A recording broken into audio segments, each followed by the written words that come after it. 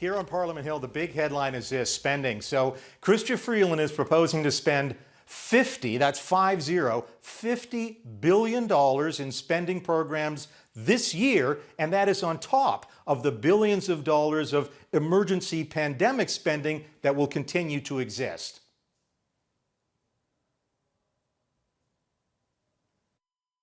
That means significant deficits for the next several years, with no target date for a balanced budget. The federal deficit for the fiscal year that just ended on March 31st is expected to be about $354 billion, and that will, as expected, push the national debt past the $1 trillion mark for the first time. Ottawa expects the deficit this year to top $154 billion, but projects a drop in 2022, 2023 to under $60 billion and to be around $30 billion by the spring of 2026. The centerpiece of the first budget ever presented by a woman is a commitment to build a new national childcare program. This budget makes a historic investment in early learning and childcare. After 50 years of talking about it and fighting for it, we're finally going to get it done. But it will not be cheap or quick. It will cost $30 billion over the next 5 years and will require significant negotiations with the provinces. That's the biggest single spending commitment, but there are plenty more. For example, $3 billion to improve long-term care homes, $17.6 billion for so-called green recovery initiatives, and a new investment of $18 billion to improve health and economic development in Indigenous communities. On top of that, the Canada Emergency Wage Subsidy and the Canada Emergency Rent Subsidy will be extended until the end of September.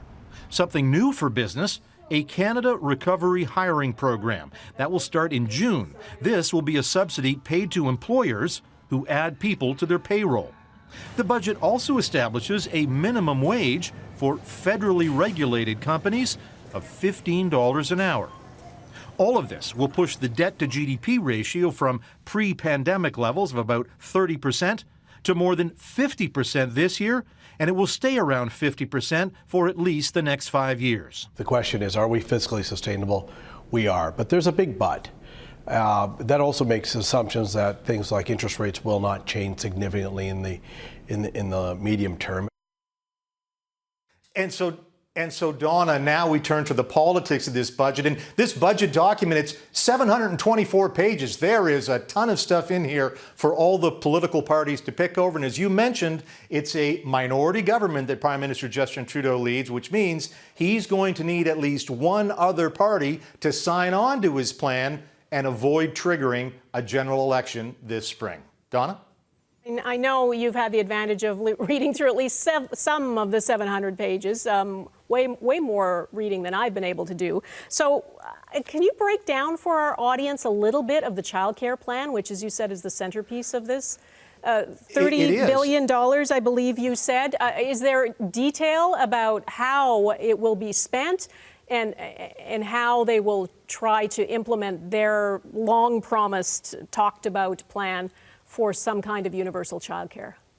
Well, the first thing to know is next month, there's not going to be a new childcare space in your neighborhood. I think that's clear. It is a national program, a national sustainable system. That means finding and building more childcare spaces, training more childcare personnel. And here's the big thing that's going to take time, is talking to the provinces about how to do this. Chrystia Freeland, the Finance Minister, wants to model this on what they're doing in Quebec, where they have $10 a day childcare. And she is vowing in this budget that somewhere over the next 5 years, maybe 3 years, there will be $10 a day childcare for everyone right across the country. That is her goal as she starts in on this with this big bucket of cash, $30 billion. But that cash is going to have to go to provinces who will administer these programs. And Donna, you've seen this movie a million times. Oh my goodness, when I a was, federal yes.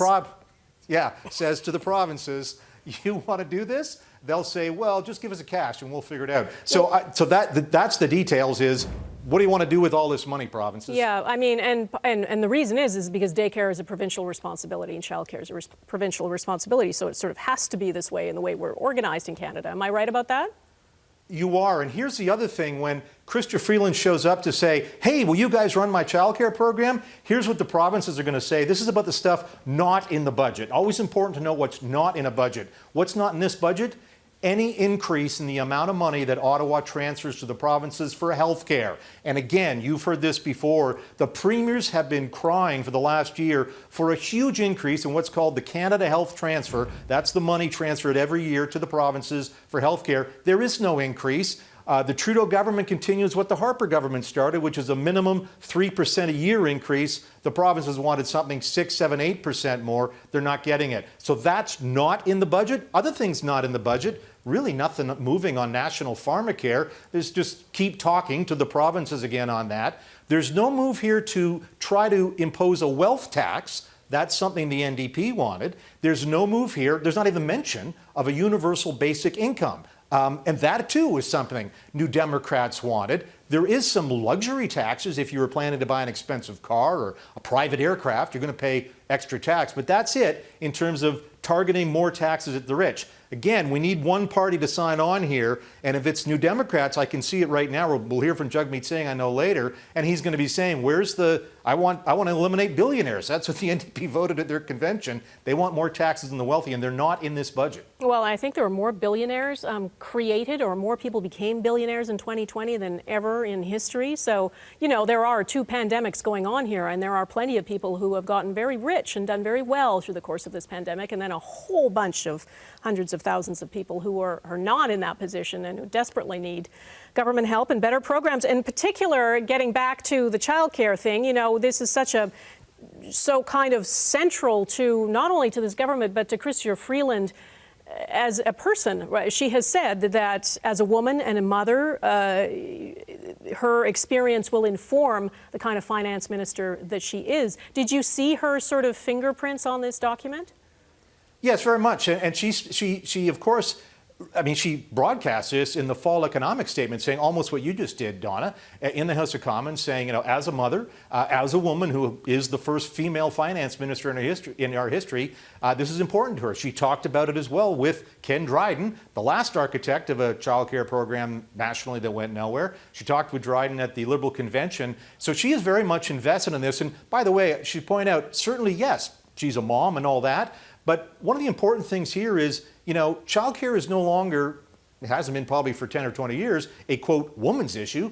It is a core economic issue, and that is how the finance minister is portraying this. They're saying, listen, we're in a time when we have 2-parent families, and childcare is crucial if we're going to increase labor participation rates, which means then we increase general prosperity, increase our tax base. It is fundamental being able to say to parents, you can still go to work and still raise kids. That's why we need a childcare program. And I don't think there's a lot of argument with the rationale there from probably all the provinces. Again, the issue will be provinces are really going to be annoyed that there's no Canada Health Transfer, and they're going to say, listen, you got a deal here. You want this childcare? We do too, but you got to give more for health care. So definitely this is Freeland's, this is the marquee proposal in this 724-page budget, but it is going to take a lot of lifting, and it's nothing that's going to happen anytime soon.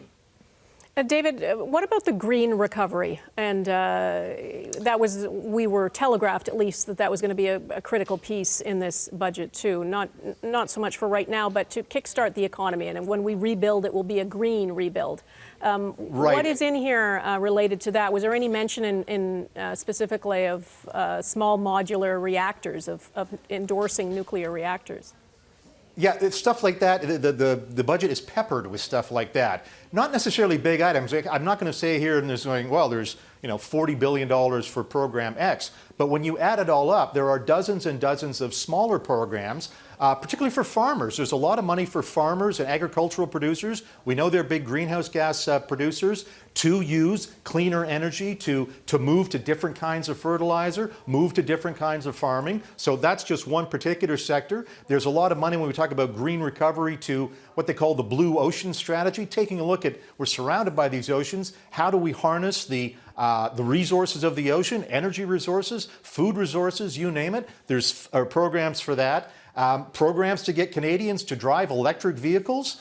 And here's one thing. Remember last week we saw Aaron O'Toole and the Conservative Party table a climate change plan. And I know there's been some arguing, but by and large, the experts say it is a credible plan that would help us achieve our targets. Well, the targets that existed last week, because get this, the Trudeau government today has anteed up even further. They have more aggressive targets. They now want to exceed the Paris targets, even though, the cynics will say the Trudeau government has not done a very good job achieving the old targets. So there you go. They've got some new targets, and they say a whole raft of programs that touch on all sorts of sectors to try to get people to adopt green tech, change their ways, get consumers to think differently about being green, change your homes.